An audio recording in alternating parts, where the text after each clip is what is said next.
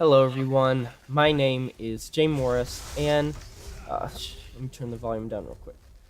Um, this one is a bit different. I know I say that every video, and I'm sorry, but this one is going to be a bit different for a couple of reasons. In this video, I'm going to open up about some stuff about myself and not get emotional. Excuse me. Whoa. Oh, sorry, guys. Well, um, I'm going to try my best to not get emotional during this because anytime you get YouTuber videos where they talk about something about themselves that they didn't want to reveal, it's easy to get emotional. It's easy to just it's easy to break down at the thought of other people hearing what you had been concealing for so long. Um, I have been diagnosed with anxiety disorder, and I have been living with it for a while. I've also been diagnosed with dyspnea as a result of it, which is a condition in which you have trouble breathing with, and sometimes chest pain with no known cause, and it's very scary. I've never been diagnosed, but I have suffered from depression. Uh, excuse me. Uh, I've suffered from depression, and in this video, what I'm going to be doing is I'm going to be talking to you guys about what it's like living with anxiety and why people make so many accusations without knowing what the fuck they're talking about. That's the best way I can put it, is people make presumptions that aren't true because they haven't gone through it. Um, it's the same thing, think of movies. When the hero, the protagonist, always knows exactly what's going on, and he tries to tell the populace what's going on, and they just laugh at him, and then it ends up coming true, and they're left looking like they have egg on their face, and they don't know what to say. It's kind of like that. It's like people can't understand because they haven't experienced it. So, the best way that I can describe anxiety is having physical pains and emotional pains without any known cause. If if you I don't know if you know anyone with anxiety, or if maybe a family member has it, but a lot of times a response that I have personally heard a lot, and a response that I've heard others get a lot, is them trying to come out and tell people that they have anxiety and that they need help and that they're anxious or that they're depressed, right? They have depression, they're extremely down, and people replying with just, you have everything. You have no reason to be sad. What's wrong with you? Something's wrong with you. You shouldn't be sad. You shouldn't feel down. And that doesn't help the issue. In fact, that makes it worse because then you make the people feel like they're somehow less human. I mean, you make them feel like they're less human. And that's not okay. It really isn't. It sucks. It really sucks to have to deal with it on a daily basis. You could have everything in the world.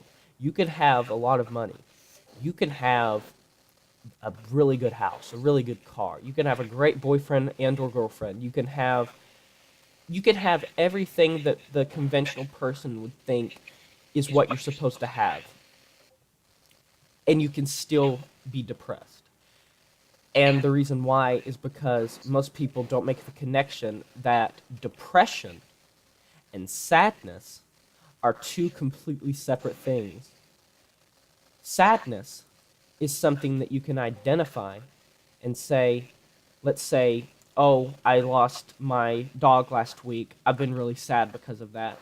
Or I failed this really important test at school. I'm really sad about that. With sadness, you can know why you're sad. You can say to yourself, this one event transpired and in turn caused myself to develop an extreme sense of sadness. But that's not depression. Depression is a prolonged state of just self apathy for the world, to where nothing seems to have meaning. And because you get almost this nihilistic viewpoint, you it's hard for you to get out of that slum because nothing seems to have any personal gratification or value to you. You feel like it it doesn't mean a damn thing. It if you get up to do something, what does that mean? You're still going to be depressed. And unfortunately, there's not always easy answers.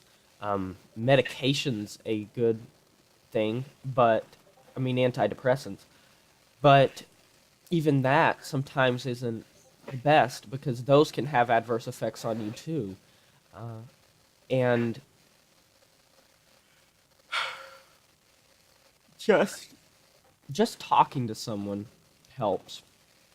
If if you have someone that you can talk to, that helps a lot. To be able to say, talk to someone maybe that has it too, and relate. But anxiety and depression, personally for me, I don't think this happens with everyone, but I have what's known as depersonalization. And it's a disorder where when have these you have these really long moments that are uncontrollable, that everything seems almost ethereal, almost like vivid, but not quite there. Like when you reach out to grab something, something in your mind, it just doesn't feel real. It's so hard to explain, and it's so scary and disturbing because it can sometimes be coupled with the anxiety and depression, and you just have this supreme sense of sadness combined with these physical pains and emotional pains and fear, as well as this feeling like nothing around you is real. And no one else can understand this that don't have it because I mean, they they don't have to deal with it. They've never experienced it, so they immediately think you have everything. Well, that leads to me to my next point. People with anxiety and depression can hide it really well. Why do you think these people like Chris Cornell from Soundgarden, or Chester Bennington from Linkin Park, or Jonghyun from Shiny, why do you think these people end up blowing their brains out, or taking carbon monoxide poisoning, or hanging themselves, or why does this happen? It's because, I mean, there's a video out there that's really sad. It's Chester Bennington's last video, and it was 24 hours before. It's called like Chester Bennington 24 hours before his death, and he was laughing, he was joking, he was. It's because in the one moment that you feel like there's nowhere else to turn to, that's when you make the decision, not anywhere else. When you're with friends, when you're around people who care about you, that's when, basically, that's when you are distracted. That's the best way. And once you're behind closed doors, once there's no one else to laugh with, no one else to joke with, no one else to talk to, that's when you get lost in your own mind and shit really hits the fan in your own emotional state, and it just really it fucks with your being. It fucks with your psyche, and it is oftentimes hard to get that back, and it's a vicious cycle that repeats itself in the sense that you have to deal with it over and over and over, and you get better, and it comes back. Well, there are ways to get past it. Um, for the most part, I've never opened up about my anxiety, my depression, or depersonalization, besides being diagnosed with anxiety because of a really, really bad panic attack that I ended up having to go to the hospital for. I had to go to the hospital and get a heart, an EKG, which is a heart monitor. I had to get a chest X-ray. This is all when I was diagnosed with anxiety and dyspnea, which I still deal with. I've gotten it somewhat under control, but I haven't been on medication, haven't taken a single antidepressant, haven't taken a single anti-inflammatory type of uh, uh, uh, relaxer. I haven't taken any type of therapy. I have not been to therapy, never seen a therapist. I beat it on my own. And right now, I'm extremely happy, and that's the truth. I feel good about life. I feel happy. I feel like what I'm doing has meaning, and I want to make more videos about this topic because it's a topic that I do feel like I can help others with, because especially younger people, because it mostly affects 17 to 44-year-olds. And I want you to know that anyone that's watched it to this point, if I have touched you in any way, in the sense that you feel like I've maybe understood how you felt, let me know. But I want to do something real quick that I kind of invented a while ago, and that is a description of depression. It's often hard for people to understand, but this should maybe get it through. Picture two rooms. They are separated by a window, but it is one of the windows that are self-reflective. You can't see. One side can see to the other, one can't see, like an invisible window. And like the type in these like interrogation rooms and stuff, where they like observe you. Think of that. The room that can see to the other side is completely pitch black. It is the same exact room that is on the other side, but it's completely dark. You are in that room feeling like you can do nothing, because for 24 hours a day you are stuck in a pitch black room where you know everything that you like is, because it's the same room, but you can't quite reach out and grab it. On the other side is the same room, completely lit up with everything that you enjoy. And you see yourself doing those things that you like. You see yourself on that other side normal. And you bang on the glass on the dark side and have no way of contacting the other side. No door, no, they can't hear you. You can't hear yourself, and you're screaming out a far cry that can't be heard. And a lot of times I explain depression in that way, where it's like two people untethered that can't seem to contact each other, and it sucks.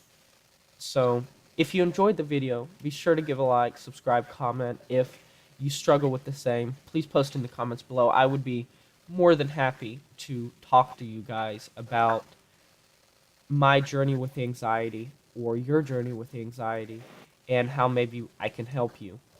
I plan to do more topics on this subject, a bit more in depth.